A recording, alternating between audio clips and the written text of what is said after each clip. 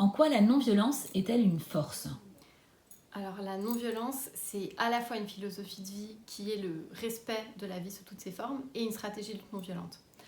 La non-violence, ce n'est pas seulement dire non à la violence ou c'est le contraire de la passivité face à la violence. La non-violence, c'est une mise en action du corps, de l'esprit pour rendre visibles les violences et agir pour aller changer la racine du système qui la génère. Ogarit Younan, qui est la cofondatrice du premier mouvement non-violent au Liban, l'explique bien. Un être humain libre qui ose faire face à l'autorité peut changer tout un système.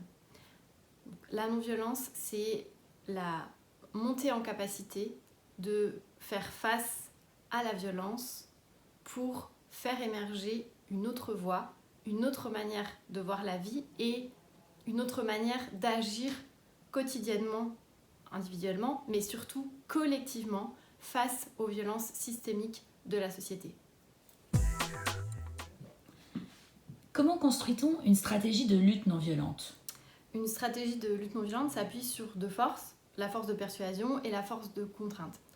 La force de persuasion, c'est par exemple quand on va faire une action dans une banque, on aborde les salariés qui sont confrontés à notre action en leur parlant comme nous parlons à des êtres humains et pas à leur statut de banquier. Donc le principe de base, c'est de respecter son adversaire pour appliquer le principe que les moyens déterminent la finalité de l'action.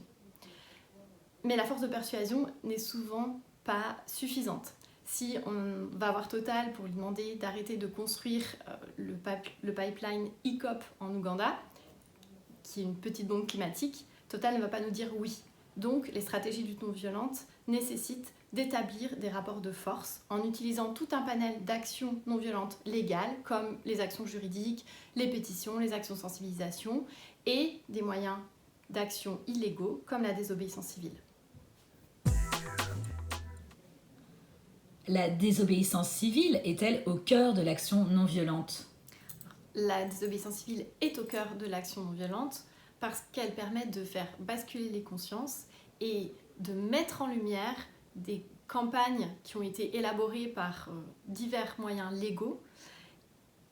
Le fait que les actions interpellent par leur originalité, leur humour, leur caractère illégal, puisque c'est s'opposer à une loi qui est injuste ou alors ne pas respecter une loi pour dénoncer une injustice, interpelle les consciences. Donc là, la désobéissance civile a été utilisée par le passé par de nombreux mouvements et a permis de nombreuses victoires, que ce soit pour l'avancée des droits des femmes, de l'avortement, le respect des droits civiques des Afro-Américains, des droits des petits paysans, partout dans le monde. C'est un moyen d'action dont on ne peut pas se passer aujourd'hui.